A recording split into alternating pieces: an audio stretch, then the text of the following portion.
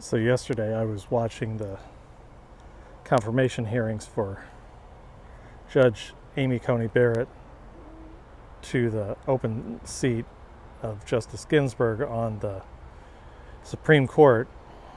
I was driving around, I was triggered. So I was driving around, which is what I do when I was triggered, and kind of tuning in and tuning out, listening to music, and then coming back to the hearings. And then Missouri Senator Josh Hawley came on, and that just ruined me because, for one thing, he was doing the deep voice, super masculine, and that caused me all kinds of problems, and triggered me further because of what I know about Senator Josh Hawley of Missouri from his time as Attorney General of the state of Missouri. In my efforts to get help from him while he was the Attorney General of the state of Missouri, and the frustration I felt and the problems that I had from a man who pitches himself as a law and order conservative and a friend of Catholics, and who in my direct experience, rather than protecting Catholics, and in particular protecting survivors of the Catholic sex abuse crisis in the state of Missouri, instead of protecting us, is enabling the Catholic Church. And that protecting, helping versus enabling distinction is an important one. I understand that there are likely large numbers of votes in the Catholic population in Missouri and in St. Louis in particular, but by taking a position against survivors and for the Archdiocese of St. Louis, then Missouri Attorney General, now Senator Josh Hawley, established that he was not, in fact, a law and order conservative. Rather, he was what he laments. He was someone who let politics and money influence his decisions. Now, he's certainly not the only one. I refused to vote for Vice President Joe Biden because of his selection of Senator Kamala Harris, who, while a district attorney for the city of San Francisco, chose to side with the Catholic Church over survivors. I have a similar problem with current Missouri Attorney General Eric Schmidt, who did the same thing. Rather than helping survivors like Senator Hawley, like Senator Harris, Missouri Attorney General Eric Schmidt chose the Catholic Church over survivors. But let's talk about my experience with current Missouri Senator Josh Hawley. So in August 2018, as you may recall, you had the Pennsylvania grand jury report come out. That exposed huge problems within the Catholic Church in the state of Pennsylvania, and touched off a number of similar investigations, including in my home state of Missouri. Then Attorney General Josh Hawley opened up an investigation of the Archdiocese of St. Louis, quote unquote, with the cooperation of the Archdiocese of St. Louis. But I knew that was going to be a problem, that cooperation led to coordination, led to cover-ups. And it gets back to this question of people, politicians, assuming they're not doing it purely for the money and for the votes, think, and this is despite Spotlight, they think they are helping and protecting Catholics in the Catholic Church, when in truth what they're doing is enabling abuse and further abuse. Not just the abuse of children, the sexual abuse of children, but the abuse of the abused, the torment of survivors by the Catholic Church, by the Archdiocese of St. Louis, in my case, which, despite the Pope's Vos Estis Lux Mundi, his de facto Survivors' Bill of Rights, refuses to help survivors of the Catholic sex abuse crisis. And Senator Hawley, Senator Harris, and Missouri Attorney General Eric Schmidt, in refusing to help survivors, are complicit in the abuse of the abused. So in August 2018, Missouri Attorney General, now Senator Josh Hawley, opened an investigation. I ended up contacting the team doing the investigation, the head of the team doing the investigation of the Archdiocese of St. Louis in September. For one thing, because I'd read a report that they'd completed their work. I didn't think that was possible, and I ended up, through my mom's church, ended up contacting the lead investigator. She confirmed that they hadn't completed the work. They just completed the first phase of the project, which was basically just counting the boxes and seeing how many boxes there were. One of the things that I made clear to her then was, and consistent with what whistleblower Siobhan O'Connor made clear about what was going on in New York, the Catholic Church, despite 2002, despite Spotlight and everything, continues to, and this is up in Buffalo, New York, where Siobhan O'Connor was, but it's all around the country apparently. Nothing significantly has changed in terms of their openness, their willingness to be accountable. The only thing that changed was Boston, and it's debatable whether Boston actually changed. But Siobhan O'Connor exposed a pattern of hiding critical documents so that even if boxes were subpoenaed and rectories or other document facilities were searched, the worst documents would not be found. In the case of Buffalo, the worst documents were located in a broom closet in the bishop's residence in Buffalo, New York.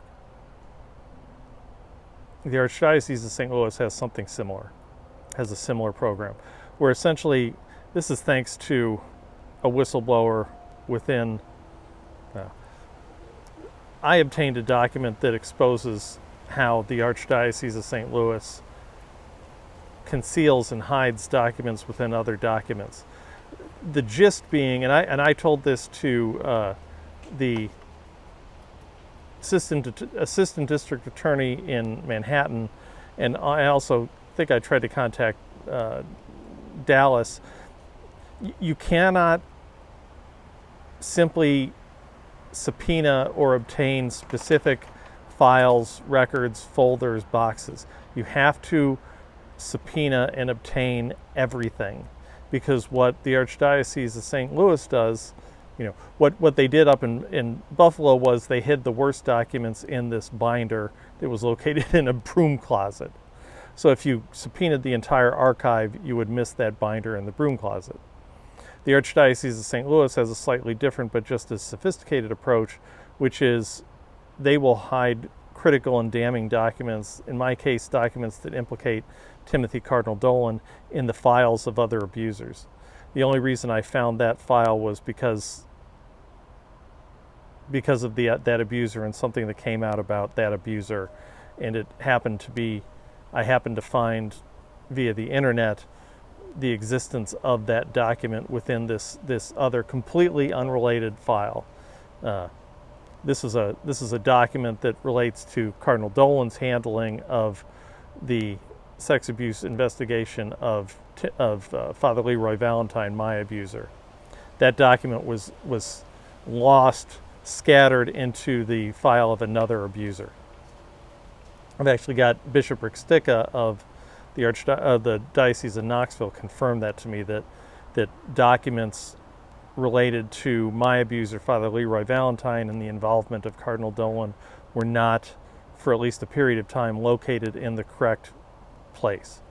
So what I wanted to do was I contacted Senator, then Attorney General Hawley's team, and let them know of what was going on, of how the Archdiocese of St. Louis, like the Archdiocese of Buffalo, concealed documents. And I made it really clear to them that there were a lot of shenanigans going on, that there was misconduct. You couldn't trust the Catholic Church, even after Spotlight, even after 2002, the Dallas Charter, all that. You could not, and you cannot trust the Catholic Church to do the right thing. They continue to try to conceal documents. So in September, I tried to tell Senator Hawley's team that. I think I conveyed that message, but then a couple months went by. Theoretically, they should be proceeding with the investigation, and I never heard anything. They never called me back to contact. They never contacted me to get my testimony, to, metaphorically speaking, find out where the bodies were buried, much less find out about things like the involvement of Cardinal Dolan. So then I think it was November of 2018 that I ended up calling back. Well, I was getting more and more frustrated because I called Hawley's team in October, and I called them again in November. And then in November, I think it was November 2000, might have been December 2018, I ended up contacting a reporter for the St. Louis Post-Dispatch who had done a piece on me in September 2018, a guy named Nassim Benchabani.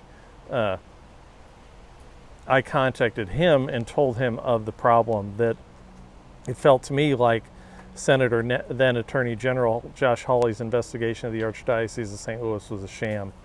I assumed that Benchabani started poking around because I was on the phone with him, and literally the moment I hung up with him, my phone rang, and on the other end of the line was someone from the Missouri Attorney General's office, from Attorney General Josh Hawley's team, letting me know that they hadn't forgotten about me and that they wanted to interview me and they were going to interview me, and they wanted to know what I knew. But again, that was all bullshit. Hawley won the election and ended up moving on. I never spoke to any members of his team, never testified to any members of his team for the rest of 2018, and then he handed the investigation off to Missouri Attorney General Eric Schmidt at the end of 2018, the beginning of 2019. So in my experience, now Senator, then Missouri Attorney General Josh Hawley's investigation of the Archdiocese of St. Louis was a complete and total sham. They were not interested in talking to witnesses. They weren't interested in understanding where the bodies were buried, where the Archdiocese of St. Louis hid records, how the Archdiocese of St. Louis conducts itself, all the malfeasance, all the shenanigans, all the problems. Senator, then Attorney General Josh Hawley, was not interested in any of that. I assume because he thinks he's protecting Catholics and the Catholic Church, and he thinks that's his job, when in truth what he was actually doing was, rather than helping the Catholic Church and helping Catholics, he was instead enabling the abuse, the sexual abuse of children and the abuse of the abused by the Catholic Church, by the Archdiocese of St. Louis. And it's just absolutely stunning that nobody has called Senator Hawley out on his behavior while he was Attorney General of the state of Missouri. And of course, Missouri Attorney General, Missouri Attorney General Eric Schmidt was even worse. His behavior was even worse.